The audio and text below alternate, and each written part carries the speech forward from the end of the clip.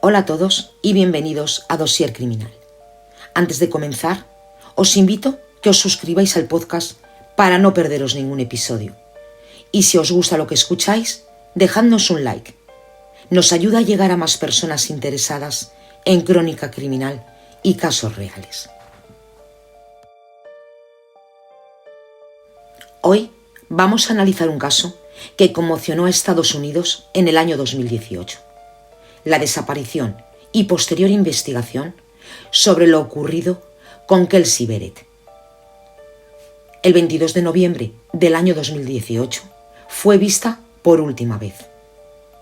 La denuncia de su desaparición activó los protocolos policiales y la investigación se centró en reconstruir los últimos movimientos y en analizar comunicaciones y pruebas tecnológicas. En este episodio vamos a recorrer el caso desde el principio y vamos a ver la cronología del último día y de los primeros indicios. El día 22 de noviembre del año 2018 transcurrió con aparente normalidad para Kelsey. Ella tenía 29 años, era madre de una niña y trabajaba como instructora de vuelo. A primera vista, su vida parecía estable. Mantenía una relación con Patrick Fritchie, aunque vivían en domicilios separados. Ese día, Kelsey decidió hacer compras para la comida de Acción de Gracias. Las cámaras de seguridad del supermercado la captaron empujando el carrito con su hija. Mientras estaba haciendo las compras, mantuvo comunicación con su madre sobre los planes para ese día e incluso envió mensajes a Patrick. Tras hacer las compras, Kelsey regresó a su apartamento y fue vista junto a Patrick y a la pequeña por las cámaras de vigilancia que había alrededor. Más tarde, en esas mismas cámaras, Patrick fue captado solo, lo que los investigadores consideraron relevante para reconstruir la cronología de sus movimientos ese día. Durante los primeros días de su desaparición, nadie pudo contactar con ella. Su madre Cheryl llamó a Patrick el día 25, 3 días después de la última confirmación visual de Kelsey, buscando una respuesta sobre cómo estaba ella. Aunque Patrick respondió, sus explicaciones no ofrecían una imagen clara, lo que llevó a Cheryl a solicitar que la policía verificara la situación en la vivienda de Kelsey. Cuando la familia empezó a preocuparse, no fue simplemente porque llevaban unos días sin poder hablar con ella. Fue porque su entorno consideraba que su falta de noticias no encajaba con la personalidad de Kelsey. En los días posteriores al 22 de noviembre, ningún familiar se pudo poner en contacto. Sus mensajes de texto parecía no responder, las llamadas tampoco tenían respuesta y no se había presentado a compromisos que tenía previamente. Su madre había mantenido conversaciones con ella en los días previos y tenía la sensación de que nada en esas últimas comunicaciones anticipaba un cambio radical en su vida. Y fue esa inquietud la que llevó a la familia a tomar una decisión que transformaría la investigación.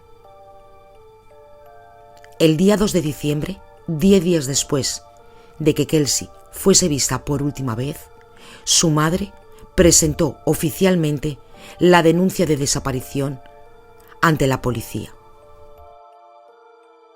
Los agentes acudieron al domicilio de Kelsey y encontraron un escenario que no ofrecía respuestas claras. El apartamento no presentaba señales de violencia, ni indicios físicos que permitieran interpretar el motivo de su ausencia. Sin embargo, algunos objetos cotidianos, como comida en la mesa, maletas sin preparar y pertenencias personales en su sitio, hacían pensar que no había marchado voluntariamente. Entre los objetos ausentes estaban su teléfono, sus llaves y su bolso.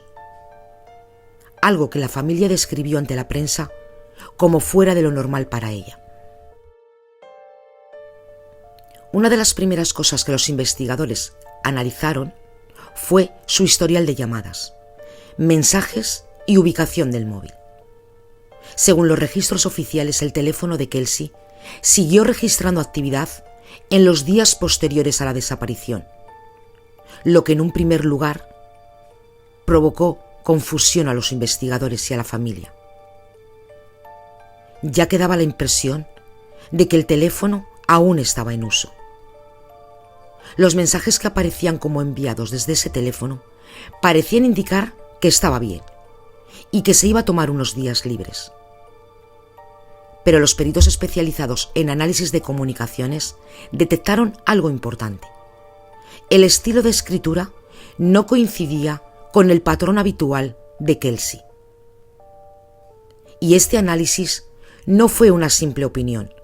Los lingüistas forenses compararon las estructuras, el vocabulario y las formas de expresarse y concluyeron que había diferencias significativas, lo que abrió una línea de sospecha muy distinta. El elemento más revelador fue la localización del teléfono. El día 25 de noviembre, el dispositivo hizo un ping, es decir, se había conectado a una torre de telefonía móvil en Wooding, a más de 1000 kilómetros del lugar donde Kelsey había sido vista por última vez. Mientras tanto, la familia seguía preocupada y su hermano, Clint, publicó en redes sociales que tras revisar la casa está claro que Kelsey no hizo las maletas para irse a ningún lado y pidió a la comunidad que ayudara a compartir información. Y en medio de todas estas investigaciones, los agentes descubrieron restos biológicos compatibles con sangre en el baño del apartamento. Era un dato que no por sí solo confirmaba la presencia de un crimen, pero sí indicaba la necesidad de análisis más profundos y una valoración técnica sobre lo hallado.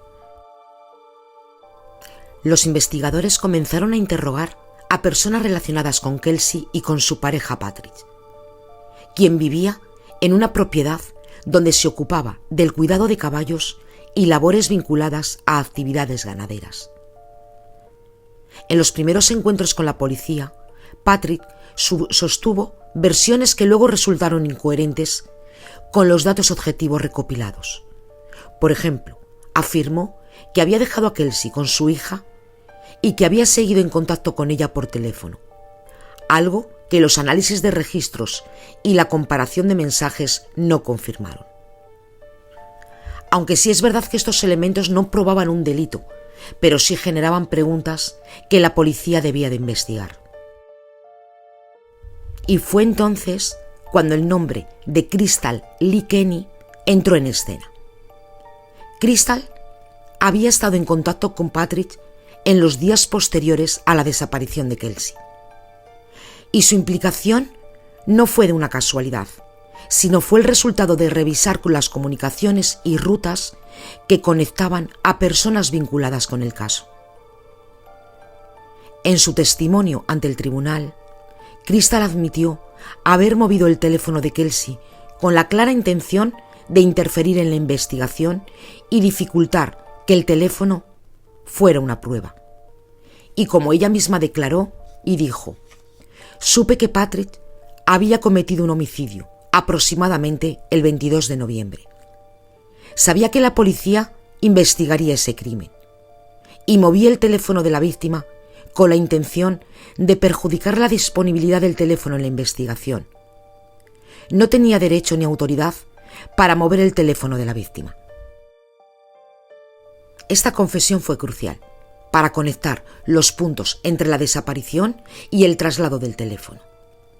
La declaración de Crystal aclaró que el móvil fue trasladado de Colorado entre el 24 y el 25 de noviembre, momento en el que se perdió la señal original vinculada con la ubicación de Kelsey.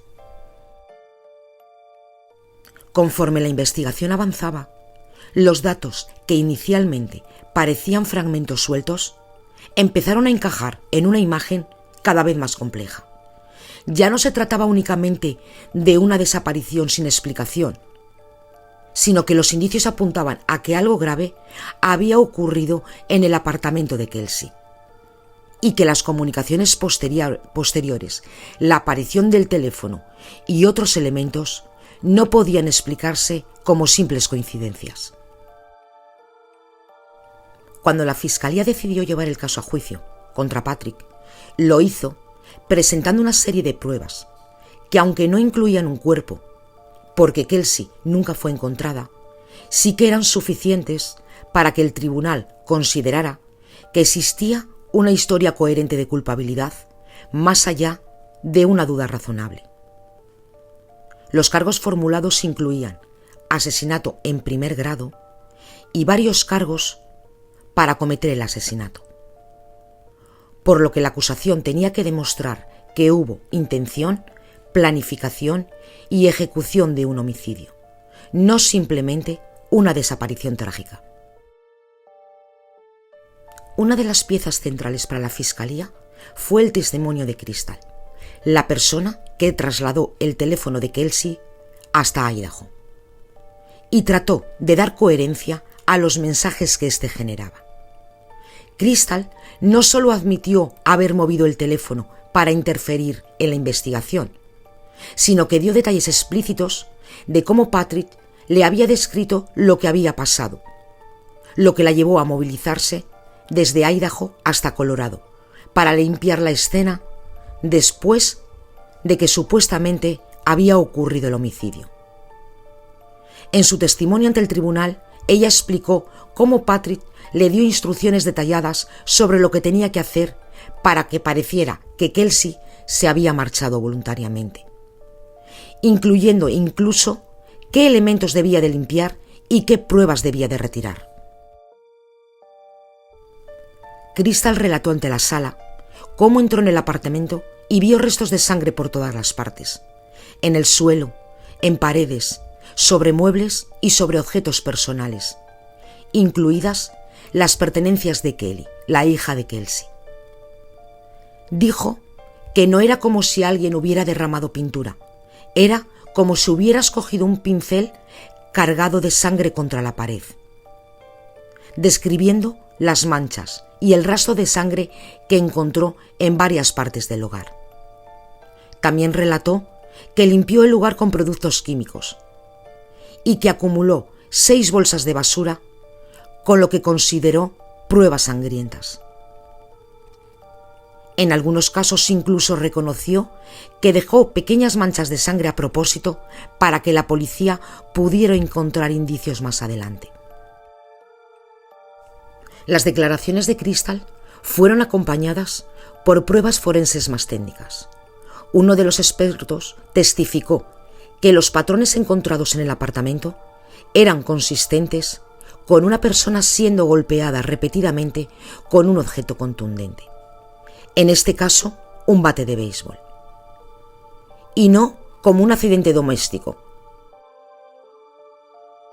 El tribunal también vio imágenes y testimonios que indicaban que Patrick había estado cerca del apartamento en momentos clave, incluso cuando él afirmaba estar realizando tareas en su propiedad en otro punto de Colorado. Por ejemplo, fotografías de cámaras de vigilancia mostraban su camioneta circulando en la zona el día de la desaparición, algo que la Fiscalía utilizó para señalar que su coartada no encajaba con sus afirmaciones. Además de los testimonios y el análisis de manchas de sangre, también se presentaron comunicaciones telefónicas, registros de geolocalización y otros datos tecnológicos que demostraron que los teléfonos de Kelsey y de Patrick habían estado cerca el uno del otro, más allá de lo que Patrick había declarado. Según documentos del tribunal, los registros mostraron que los dos dispositivos estaban en la misma zona durante varios periodos del día en que Kelsey desapareció, incluso después del momento en que, según la acusación, ella ya estaba muerta. Un dato que sorprendió fue la aparición de unas notas manuscritas que Patrick había escrito mientras estaba en prisión preventiva y que fueron presentadas como prueba.